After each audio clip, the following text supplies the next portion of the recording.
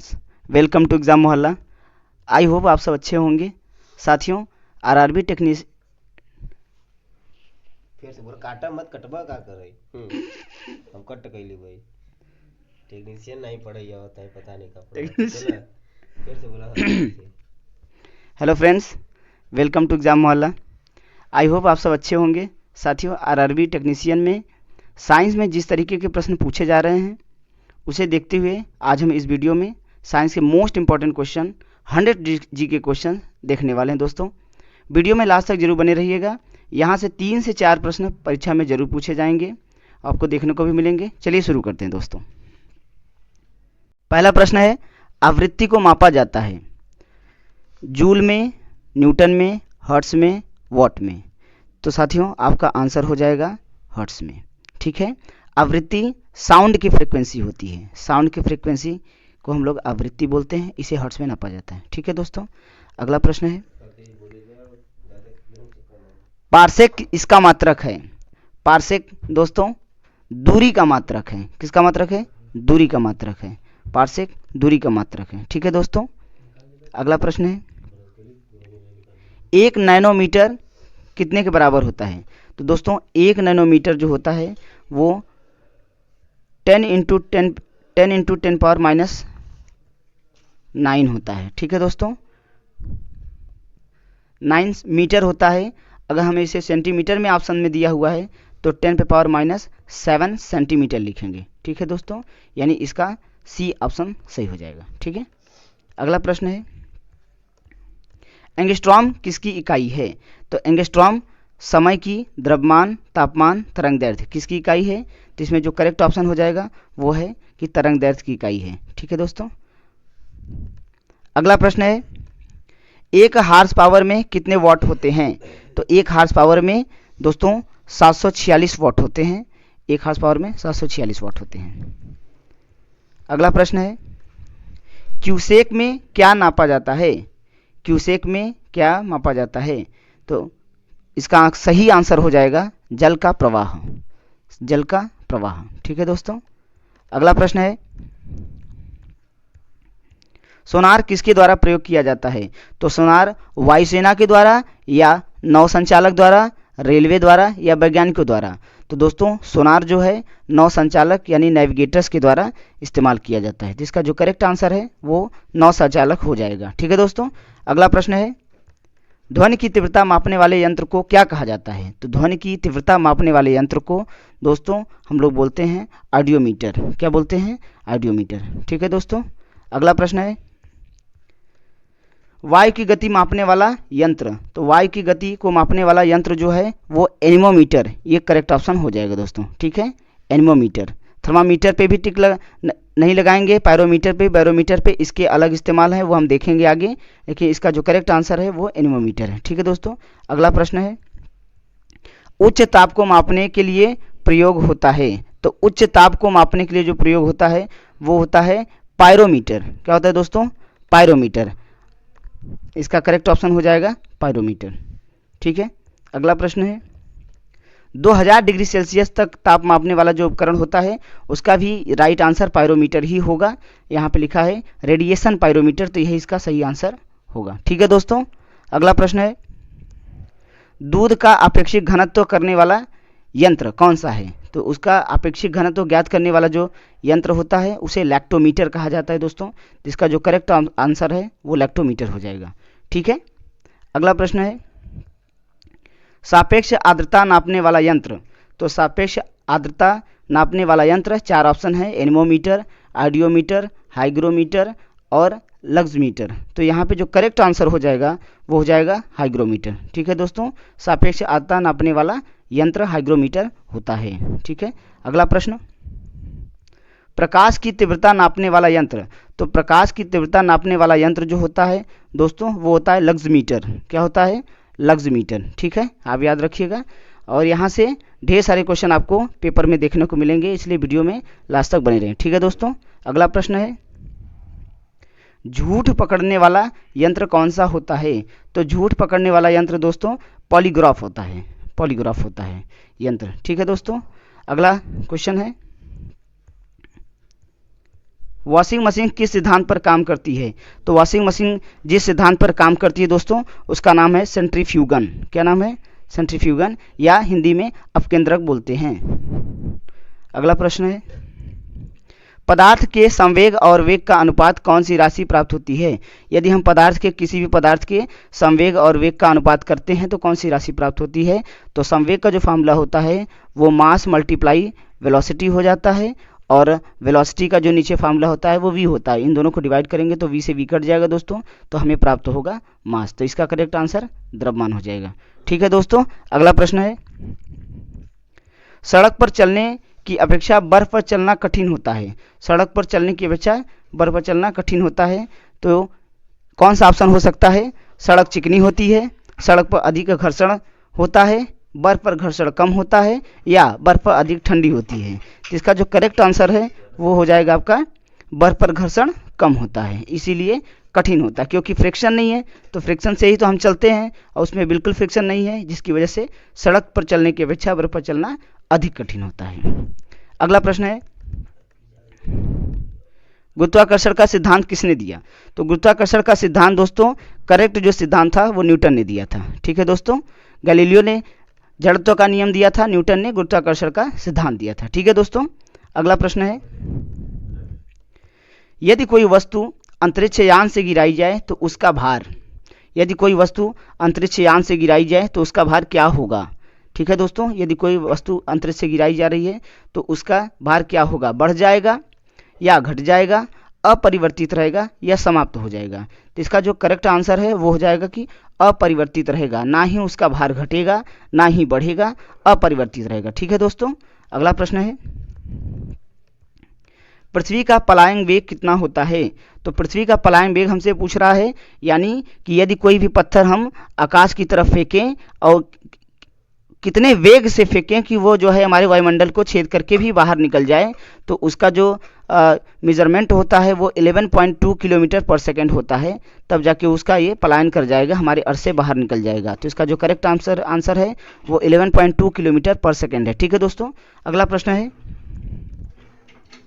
वर्षा की बूंद की गोलाकार आकृति का कारण क्या है? तो वर्षा की बूंद का जो गोलाकार होने की प्रकृति है वो है पृष्ठ तनाव। ठीक है दोस्तों, यदि वर्षा की बूंदें गोलाकार हो रही हैं तो इसका रीजन है सरफेस टेंशन। अगला प्रश्न है, तेल पानी की सतह पर फैल जाता है, तो तेल का पानी की सतह पर फैलना, इसका रीजन क्या हो सकता है? इसका जो करेक्ट आंसर है वो हो जाएगा कि तेल का सतही तनाव पानी से कम होता है। तेल का सतही तनाव पानी से कम होता है। पानी में भी सरफेस टेंशन होता है और तेल में भी सरफेस टेंशन होता है, लेकिन तेल का जो सरफेस टेंशन होता है वो पानी की सरफेस टेंशन से कम होता है, जिसकी वजह से तेल पानी की सतह पर फैल जाता है। ठीक है दोस्तों, अगला प्रश्न है, किस तापमान पर पानी का घनत्व सबसे अधिक होता है? तो इसका जो राइट आंसर है वो हो जाएगा 4 डिग्री सेल्सियस पर पानी का घनत्व सबसे अधिक होता है। यही है, 4 डिग्री सेल्सियस पर पानी का घनत्व सबसे अधिक होता है। ठीक है दोस्तों, तो इसका आंसर हो जाएगा 4 डिग्री सेल्सियस। अगला क्वेश्चन है, मक्खन में से क्रीम का दूध से अलग होने का कारण क्या है? तो मक्खन से क्रीम का दूध से अलग होने का कारण जो है, इसका जो राइट आंसर है वो हो जाएगा सेंट्रीफ्यूगल फोर्स, यानी अपकेंद्रीय बल। ठीक है दोस्तों, अगला प्रश्न है, मिट्टी के घड़े में पानी का ठंडा रहना, इसमें से कौन सा एग्जाम्पल हो सकता है? तो यदि मिट्टी के घड़े में पानी का ठंडा रहता है तो इसका जो मेन रीज़न है वो है इवापोरेशन। ठीक है दोस्तों, इवापोरेशन, मिट्टी का यदि घड़ा है और उसमें पानी ठंडा रह रहा है तो उसके पीछे का रीज़न है इवापोरेशन। ठीक है दोस्तों, अगला प्रश्न है, डायनमो किस ऊर्जा को किस ऊर्जा में परिवर्तित करता है? तो डायनमो किस ऊर्जा को किस ऊर्जा में परिवर्तित करता है? तो डायनमो जो दोस्तों होता है वो हमारे जो जनरेटर होता है, जनरेटर का दूसरा नाम डायनमो होता है, वो जो है मैकेनिकल एनर्जी को इलेक्ट्रिकल एनर्जी में कन्वर्ट करता है। तो इसका जो राइट आंसर है वो पहला ही हो जाएगा कि यह यांत्रिक ऊर्जा को विद्युत ऊर्जा में कन्वर्ट करता है। ठीक है दोस्तों, अगला प्रश्न है, बैरोमीटर किसे नापता है? तो बैरोमीटर दाब को नापता है। ये आप याद रखेंगे, मोस्ट इंपॉर्टेंट क्वेश्चन है, बैरोमीटर किसको नापता है? दाब को नापता है। ठीक है दोस्तों, अगला प्रश्न है, किस उपकरण में विद्युत धारा नापी जाती है? तो विद्युत धारा यानी कि इलेक्ट्रिक करंट को अगर हमें मेजर करना है तो हम ओम मीटर से नहीं, हम यहाँ पे एमीटर से नाप सकते हैं इसको। ओम मीटर के लिए, वोल्टामीटर के लिए हमें वोल्टेज हम नाप सकते हैं, वोल्टामीटर से हम वोल्टेज को नापते हैं। ओम मीटर से हम प्रतिरोध को नापते हैं, जबकि ए मीटर से हम लोग इलेक्ट्रिक करंट को नाप लेते हैं। ठीक है दोस्तों, तो इसका जो राइट आंसर है वो सी हो जाएगा। ठीक है, अगला प्रश्न, प्रकाश की चाल मापने का यंत्र। तो प्रकाश की चाल को हम सबसे पहले तो प्रकाश की चाल पूछा जाता है पेपर में कि प्रकाश की चाल वायु में कितनी होती है। तो प्रकाश की चाल को हम वायु में याद कर लेते हैं कि 3 × 10⁸ मीटर पर सेकेंड होती है, 3 × 10⁸ मीटर पर सेकेंड होती है। लेकिन ये मेजरमेंट कौन से डिवाइस से की जाती है, यह मेजरमेंट कौन से डिवाइस से की जाती है? तो प्रकाश की चाल को नापने का जो यंत्र है उसका नाम है स्पेक्ट्रोमीटर। ये याद रखिएगा, मोस्ट इंपॉर्टेंट क्वेश्चन। ठीक है दोस्तों, स्पेक्ट्रोमीटर। अगला प्रश्न है, मानव शरीर का तापमान नापने का सामान्य उपकरण क्या है? तो ये तो बहुत आसान क्वेश्चन है। मानव शरीर का तापमान नापने का जो उपकरण है उसका नाम है थर्मामीटर। ठीक है दोस्तों, आपने थर्मामीटर देखा भी होगा, तो इसका राइट आंसर हो जाएगा थर्मामीटर। अगला प्रश्न है, रेडियोधर्मी विकिरण नापने वाला यंत्र, यानी कि हमें रेडियो एक्टिव रेडिएशन नापनी है, तो उसके लिए जो करेक्ट मेजरमेंट होगा, जो करेक्ट डिवाइस होगा मेजरमेंट करने का, उसका नाम है गाइगर मूलर काउंटर। ठीक है दोस्तों, तो इसका राइट आंसर हो जाएगा बी वाला, गाइगर मूलर काउंटर। ठीक है, अगला प्रश्न है, समुद्र की गहराई मापने का उपकरण जो होता है वो कौन सा होता है? तो समुद्र की गहराई अगर हमें नापनी है तो इसका जो राइट आंसर है वो हो जाएगा सोनार। ठीक है दोस्तों, हम ये नेविगेशन का एक पार्ट है। समुद्र तल से हम यहाँ पे कोई रेडिएशन भेजते हैं, उससे हमें पता चल जाता है कि समुद्र की गहराई कितनी है। तो इसका जो राइट आंसर है वो हो जाएगा सोनार। ठीक है दोस्तों, अगला प्रश्न है, चालकता मापने वाला उपकरण। तो चालकता का मतलब होता है कि किसी भी वायर में कितनी तेजी से कंडक्टिविटी शो हो रही है, इसको अगर हमें मेजर करना है तो इसको हम कैसे मेजर करेंगे? कंडक्टोमीटर से। ठीक है दोस्तों, तो इसका जो राइट आंसर है वो हो जाएगा कंडक्टोमीटर। अगला प्रश्न है, भूमि की ऊंचाई मापने वाला यंत्र। जमीन की यदि हमें ऊंचाई नापनी है तो इसे हम किस तरीके से नापेंगे, कौन से मेजरमेंट से नापेंगे? तो इसका जो राइट आंसर है वो हो जाएगा अल्टोमीटर। क्या हो जाएगा दोस्तों? अल्टोमीटर। ये आप याद रखेंगे, मोस्ट इंपॉर्टेंट क्वेश्चन है ये। भूमि की ऊंचाई नापने वाला यंत्र अल्टोमीटर कहलाता है। अगला प्रश्न है, चुंबकीय क्षेत्र मापने वाला यंत्र। चुंबकीय क्षेत्र मापने वाला यंत्र, यानी कि कोई एक मैग्नेट है, मैग्नेट के अगल बगल एक क्षेत्र होता है जिसका नाम है चुंबकीय क्षेत्र। तो इस चुंबकीय क्षेत्र को हम कैसे नापते हैं? तो इस चुंबकीय क्षेत्र को हम लोग नापते हैं मैग्नेटोमीटर से। ठीक है दोस्तों, मैग्नेट से ही मिलकर बना हुआ है ये, तो मैग्नेटोमीटर हम याद रखेंगे। ठीक है, अगला प्रश्न है, गैस का दबाव मापने वाला उपकरण। तो गैस का दबाव नापने वाला जो उपकरण है उसका नाम है गैस मैनोमीटर। ये आप याद रखेंगे, ये भी इंपॉर्टेंट क्वेश्चन है दोस्तों। इस पेपर में सबसे ज़्यादा डिवाइस से भी सिलेबस में आया है कि कौन से चीज़ों को नापने वाले डिवाइस से सारे नाम लिखिए, तो इस वीडियो में हमने ज़्यादा डिवाइसों को भी लिया है। ठीक है दोस्तों, अगला प्रश्न है, विद्युत प्रतिरोध नापने वाला यंत्र। विद्युत प्रतिरोध नापने वाला यंत्र यानी इलेक्ट्रिक रेजिस्टेंस नापने वाला, तो उसके लिए हम लोग इस्तेमाल करते हैं दोस्तों ओम मीटर का इस्तेमाल करते हैं। ठीक है, अगला प्रश्न हो जाएगा, घड़ी में समय नापने का सटीक उपकरण कौन सा है? घड़ी में हमें अगर समय नापना है तो उसका सटीक उपकरण कौन सा हो जाएगा? तो इसका जो राइट आंसर है वो हो जाएगा हमारा क्रोनोमीटर। ठीक है दोस्तों, इसका करेक्ट आंसर है क्रोनोमीटर। अगला प्रश्न है, घनत्व नापने का उपकरण कौन सा होता है? तो घनत्व नापने का जो उपकरण होता है उसका नाम है हाइड्रोमीटर। ठीक है दोस्तों, ये मोस्ट इंपॉर्टेंट क्वेश्चन है, घनत्व नापने का उपकरण कौन सा हो जाता है? तो इसका राइट आंसर हो जाएगा हाइड्रोमीटर। अगला प्रश्न, नमी नापने का, अभी हमने पढ़ा घनत्व नापने का हाइड्रोमीटर होता है, तो नमी नापने का कौन सा होगा? तो दोस्तों आप याद रखिएगा, उसी से मिलता जुलता है हाइग्रोमीटर, ये याद रखिएगा। ठीक है दोस्तों, अगला प्रश्न है, ध्वनि की तीव्रता नापने का उपकरण कौन सा है? तो ध्वनि की तीव्रता जो नापने का उपकरण होता है उसका नाम है आइडियोमीटर। इसका करेक्ट आंसर हो जाएगा आइडियोमीटर से मेजरमेंट किया जाता है ध्वनि की तीव्रता का।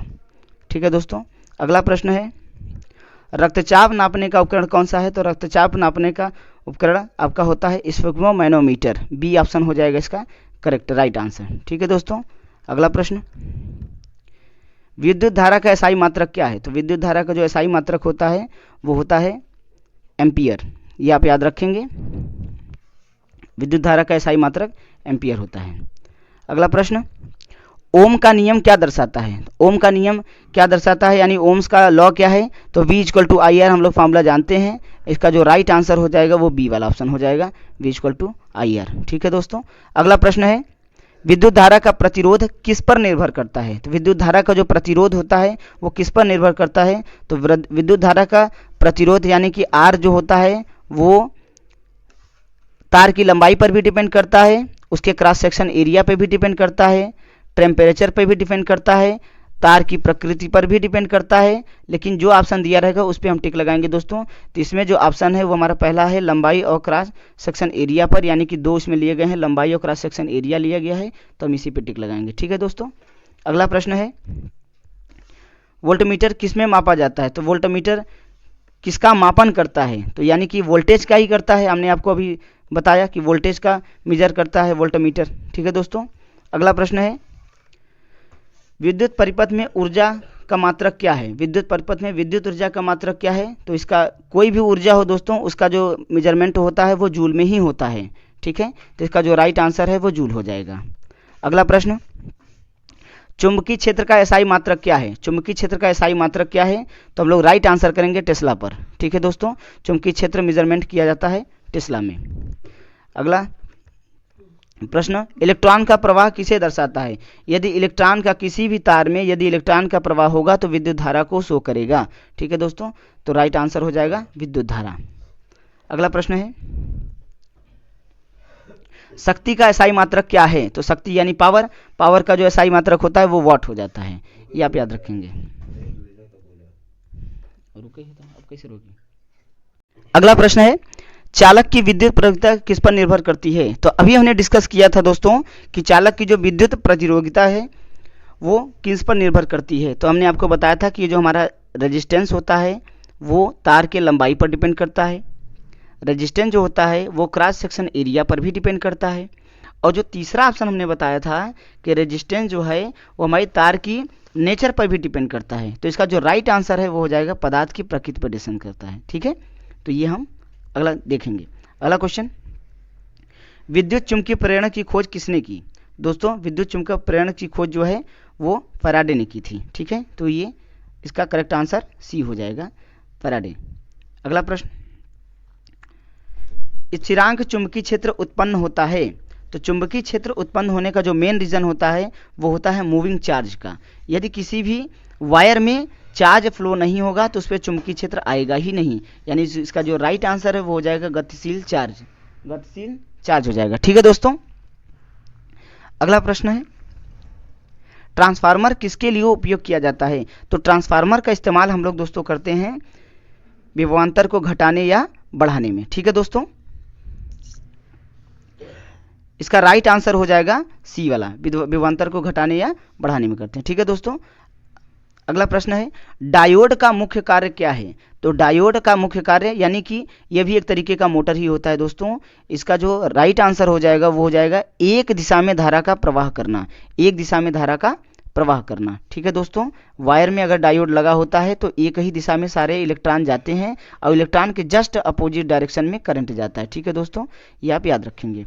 अगला प्रश्न हो जाएगा, ओम का नियम किससे संबंध रखता है? यानी कि ओम का जो नियम होता है वो इसमें से कौन सा राइट आंसर हो जाएगा दोस्तों?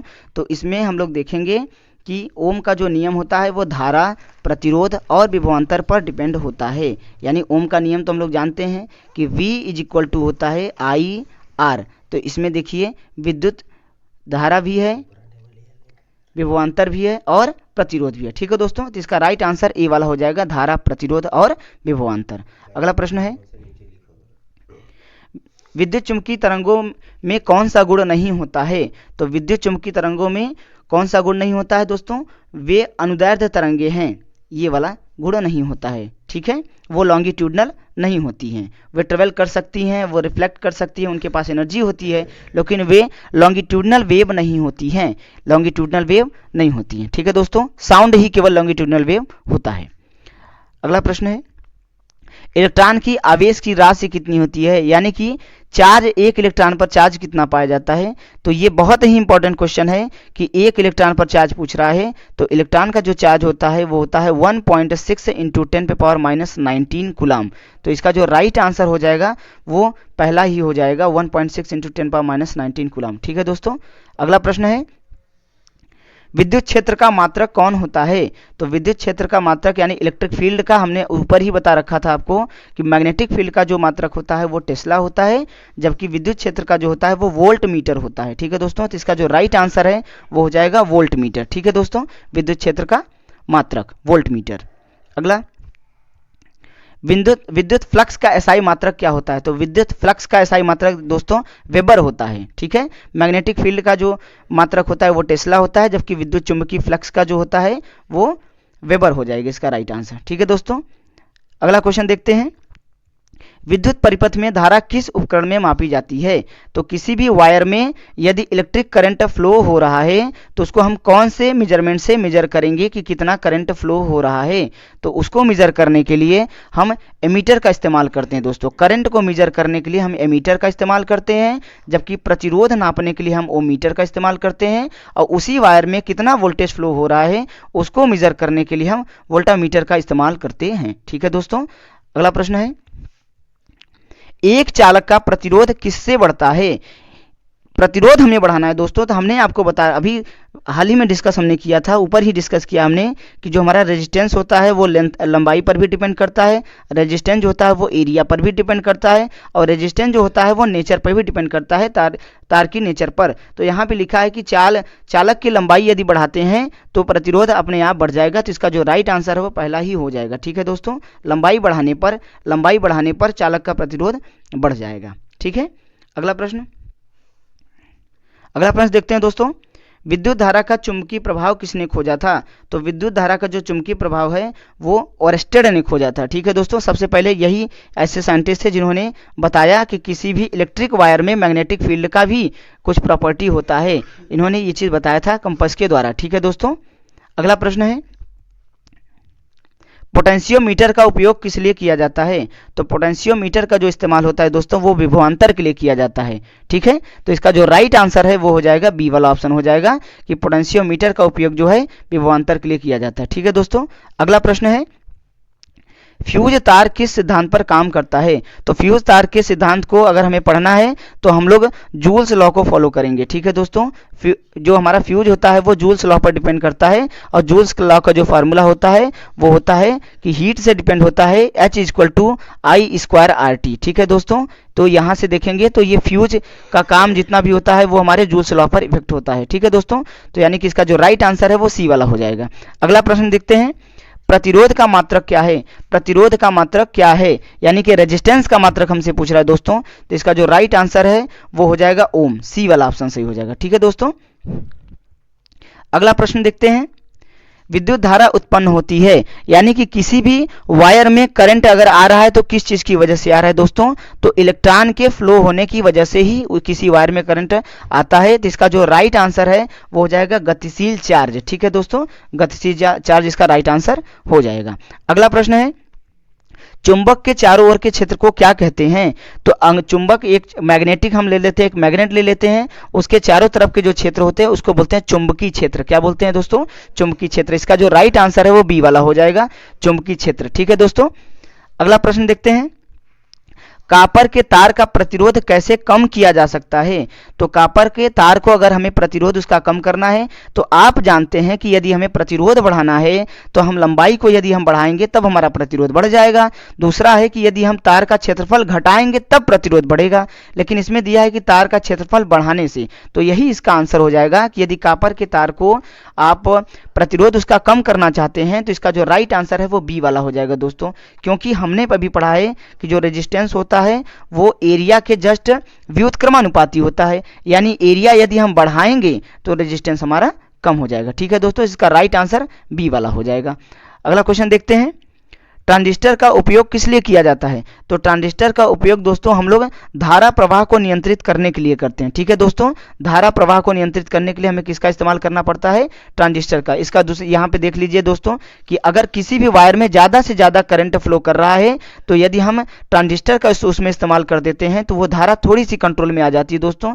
तो इसका जो राइट आंसर है वो बी वाला हो जाएगा।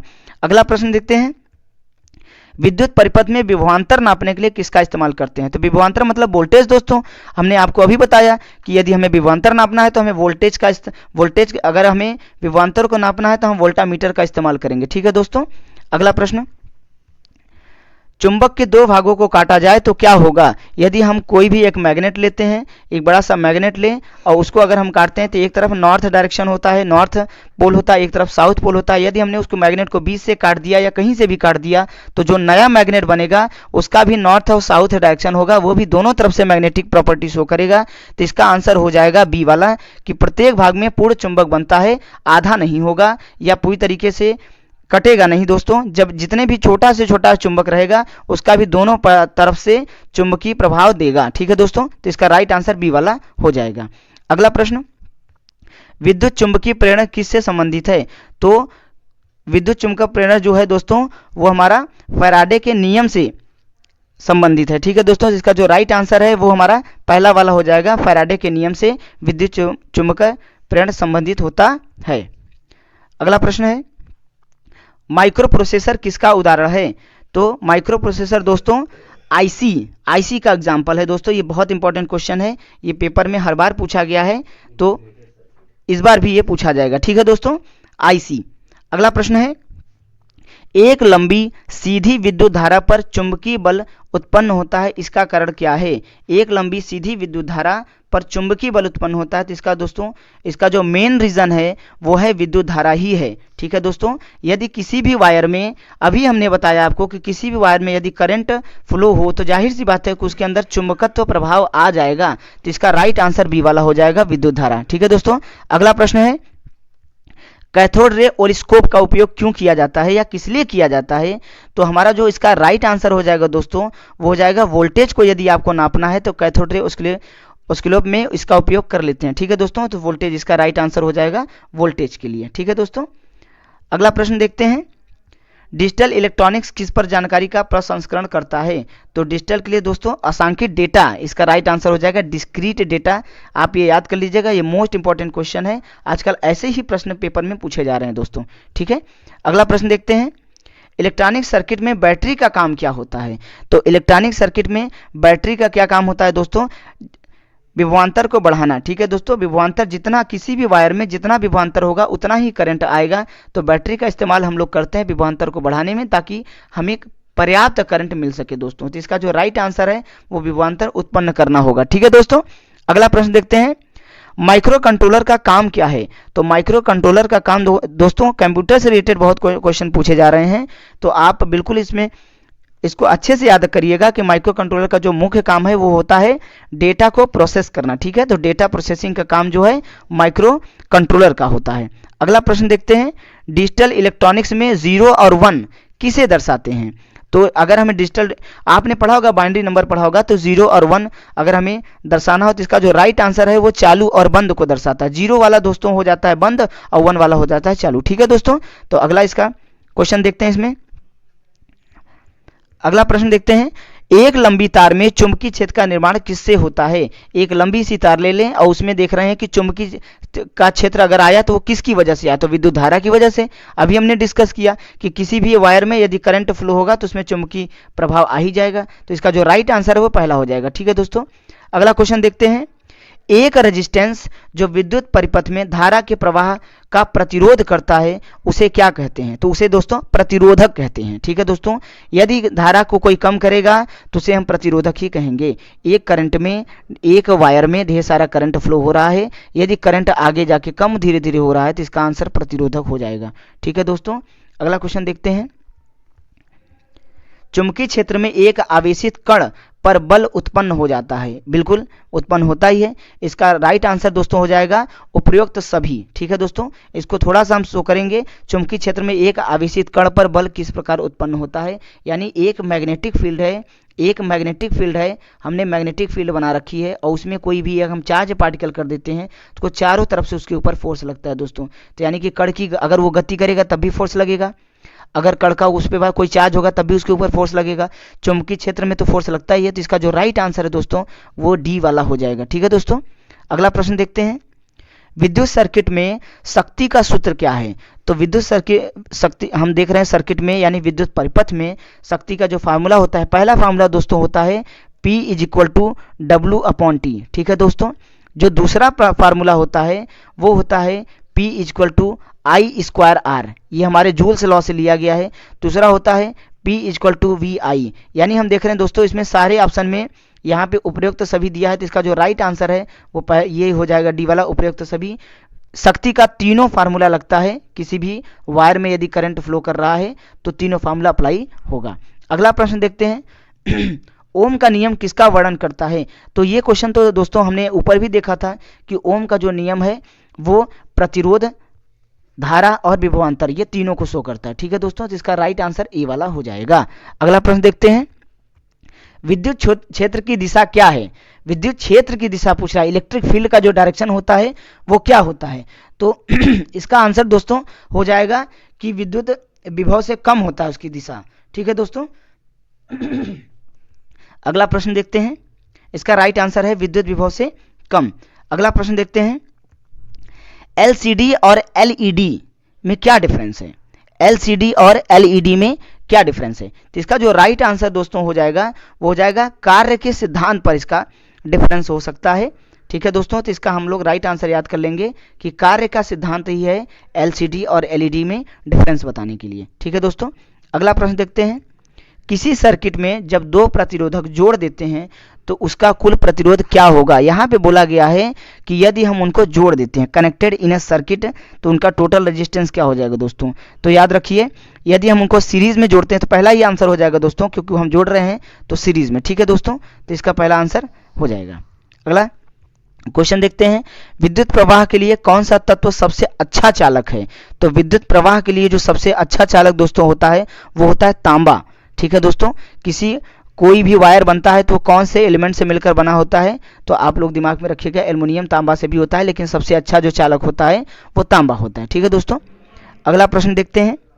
एक नायलॉन तार का प्रतिरोध क्यों अधिक होता है? याद रखें दोस्तों, यहाँ पे पूछा गया है कि नायलॉन का तार के अंदर का जो प्रतिरोध होता है वो क्यों अधिक होता है? तो प्रतिरोध के यानी कि रेजिस्टेंस के ज़्यादा होने का रीजन क्या हो सकता है? उसकी कंडक्टिविटी कम होगी। तो इसका जो आंसर है क्योंकि इसका चालकता कम होता है इसलिए इसका प्रतिरोध ज़्यादा होता है। तो इसका जो राइट आंसर है दोस्तों वो बी वाला हो जाएगा। ठीक है, अगला प्रश्न देखते हैं। क्या होता है जब परिपथ में नियम ओम का नियम लागू नहीं होता है? तो इसका जो राइट आंसर है दोस्तों वो हो जाएगा कि परिपथ में अराजकता आ जाती है। ठीक है दोस्तों, तो इसका जो डी आंसर है वो सही होगा कि परिपथ में अराजकता आ जाती है, इरेगुलरिटी की वजह से परिपथ में ओम का नियम फॉलो नहीं होता है। ओम के नियम में एक बार बताना चाहेंगे दोस्तों कि ओम का जो नियम होता है वो V = IR होता है यहाँ पर, लेकिन अगर किसी भी परिपथ में कोई भी अराजकता आ गई, कोई भी इरेगुलरिटी आ गई तो ओम का नियम वहाँ लागू नहीं होगा। तो इसका जो राइट आंसर है दोस्तों वो डी वाला हो जाएगा। अगला प्रश्न देखते हैं। अधिकतम विद्युत शक्ति किसके द्वारा प्राप्त की जा सकती है? तो अधिकतम जो विद्युत शक्ति होती है दोस्तों वो हाई करंट के द्वारा प्राप्त की जा सकती है। ठीक है दोस्तों, तो इसका जो राइट आंसर है वो उच्च धारा हो जाएगा। ठीक है दोस्तों,